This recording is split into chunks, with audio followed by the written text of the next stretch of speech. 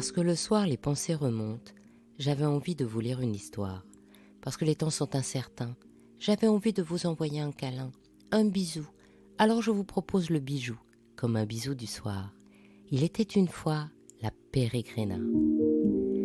La peregrina est un mot espagnol qui signifie la pèlerine ou la vagabonde, et la perle qui porte son nom le mérite d'autant plus que son histoire, rocambolesque et romantique, s'étend sur plus de 500 ans, qu'elle a voyagé de l'Afrique à travers l'Europe, a fini aux États-Unis, a appartenu à plusieurs rois et reines, et a fini au cou d'Elizabeth Taylor avant d'être vendue aux enchères. En tant que perle, la peregrina est en forme de poire parfaitement symétrique, ce qui est déjà une exception. Elle a gardé tout son éclat sans être altérée par les ouvrages du temps, ce qui est également exceptionnel. Ensuite, son poids lui aussi est hors norme. Elle pèse très exactement 202,24 grains, c'est-à-dire la mesure des perles, l'équivalent de 50,56 carats. Au moment de sa découverte, c'était la plus grosse perle jamais trouvée. On raconte qu'au départ, elle pesait 55,95 carats et que son poids s'est réduit parce qu'on l'avait nettoyée et polie. Ou alors qu'à l'époque où elle appartenait encore au royaume d'Espagne, elle était pesée avec le petit anneau d'or qui la surmontait. Bref, avec ses 50,56 carats, elle n'est peut-être pas la plus grosse perle au monde car il en existe 8 autres de taille supérieure, mais elle n'en est pas moins remarquable. La peregrina est découverte au milieu du XVIe par un esclave africain en 1579 sur la côte de l'île de Santa Margarita dans le golfe de Panama. Certaines histoires racontent que la perle aurait été trouvée en 1513, mais bon, à cette période, il n'y avait pas d'esclaves sur l'île. La perle est remise à Don Pedro de Témez, l'administrateur de la colonie espagnole du Panama. Et en remerciement, l'esclave est affranchi. Pedro de Témez apporte la perle en Espagne, l'expose à la Casa de India, un organisme qui réglementait le commerce maritime entre les colonies et l'Espagne. Elle est d'abord destinée à être vendue à Rodolphe II de Habsbourg, grand collectionneur de gemmes, et l'ambassadeur d'Autriche en Espagne était déjà chargé des négociations. Mais dès que Philippe II d'Espagne voit la perle, il la veut. La transaction a lieu en 1582 en échange d'un peu moins de 9000 ducats. On raconte que Philippe II d'Espagne aurait eu le projet d'offrir la peregrina comme cadeau de fiançailles à Marie Ier d'Angleterre. En fait, il l'offre à sa fille, aînée, Eugénie, avant de la récupérer en 1588 pour la conserver dans le trésor de la couronne d'Espagne. On pense qu'il ne voulait pas se séparer de la peregrina, ni la voir partir en Angleterre, ni dans la dot de sa fille.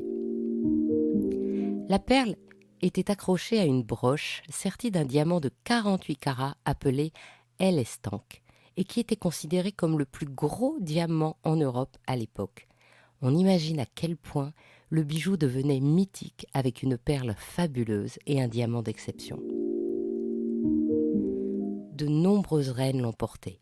Marguerite d'Autriche-Styrie, épouse de Philippe III, Élisabeth de France et Marianne d'Autriche, les épouses successives de Philippe IV, et Philippe III lui-même l'a même arborée sur son chapeau.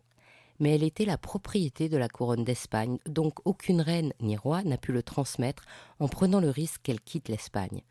Chaque fois qu'un roi d'Espagne mourait, on faisait l'inventaire des joyaux de la couronne, et la peregrina en faisait bien partie.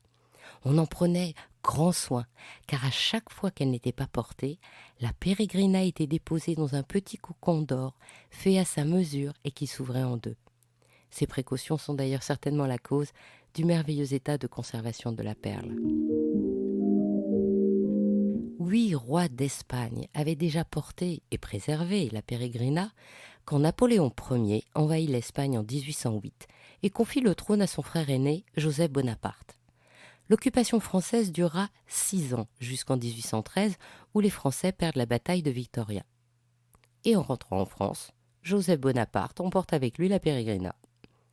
Après son décès en 1844, Charles-Louis Bonaparte, le futur Napoléon III, hérite de la perle. Mais comme il a besoin d'argent, la peregrina est vendue en 1848 à James Hamilton, premier duc d'Abercorn. Le duc l'offre à son épouse, Louisa Hamilton, et la légende raconte qu'elle a failli le perdre à 2 reprises. Une fois dans les profondeurs d'un sofa du château de Windsor et la deuxième fois lors d'un bal à Buckingham. la Peregrina réapparaît en 1969 lors d'une vente aux enchères chez Sotheby's Londres. C'est là que Richard Burton l'achète 37 000 $ pour l'offrir à Elizabeth Taylor à la Saint-Valentin. La Peregrina arrive donc à Los Angeles. Elizabeth Taylor la porte dans le film Anne des 1000 jours en 1969. La Peregrina est alors montée sur une fine chaîne de perles naturelles. Et Elizabeth Taylor la perd dans la suite du César Palace, le jour même où elle la reçoit. Elle veut toucher sa perle et raconte. Elle n'était plus là. J'ai regardé dans la direction de Richard et, Dieu merci, il ne me regardait pas. Je suis allée dans la chambre, je me suis jetée sur le lit, j'ai enfoui ma tête dans l'oreiller et j'ai crié. Et puis très doucement, très précautionneusement, j'ai refait le trajet dans la chambre. J'ai ôté mes mules, mes bas, je me suis mise à genoux, cherchant partout, à rien. Je me suis dit qu'elle devait se trouver dans la salle de séjour, là où était Richard. Que faire? Il va me tuer, il adore cette pièce. Tout ce qui relève de l'histoire revêt une importance particulière à ses yeux, et la Peregrina est unique dans le monde des bijoux, et je savais qu'il en était très fier. Et puis, j'ai vu un de nos Pékinois en train de mâcher un os. Et soudain, je me suis dit que nous ne donnions pas d'os à nos chiens, surtout pas à des bébés. Qu'était-il en train de mâcher? J'ai ouvert sa gueule, et à l'intérieur, il y avait la perle la plus parfaite du monde, et Dieu merci, elle n'était pas abîmée. Elizabeth Taylor demande alors à Cartier de lui créer une parure pour mettre en scène et en sécurité la Peregrina. Les dessins du projet montrent un collier monté sur or jaune et Liz note directement sur le gouaché à l'encre rouge qu'elle souhaite une monture platine. Elle portera souvent son bijou composé maintenant de perles, de diamants, de rubis et de la Peregrina. En 2005, Elizabeth Taylor la prête à la Smithsonian Institute pour leur exposition The Allure of Pearls. En décembre 2011, lors de la vente chez Christie's New York de la collection d'Elizabeth Taylor l'année de sa mort, la Peregrina est mise aux enchères. Sa valeur est estimée à 3 millions de dollars. Mais la Peregrina, que les Espagnols appellent the pilgrim, c'est-à-dire la perle des perles, la seule perle dont on puisse retracer les origines depuis le premier jour de sa découverte, explose les prévisions les plus folles et atteint 11,8 millions de dollars, soit plus de 300 fois le montant payé par Richard Burton en 1969. Ainsi se termine cette histoire d'Il était une fois le bijou. Si cette histoire vous a plu, partagez-la autour de vous pour vous aussi envoyer plein de bijoux bisous et encouragez-moi en me mettant plein d'étoiles et de likes. À demain pour un prochain bijou, un nouveau bisou du soir.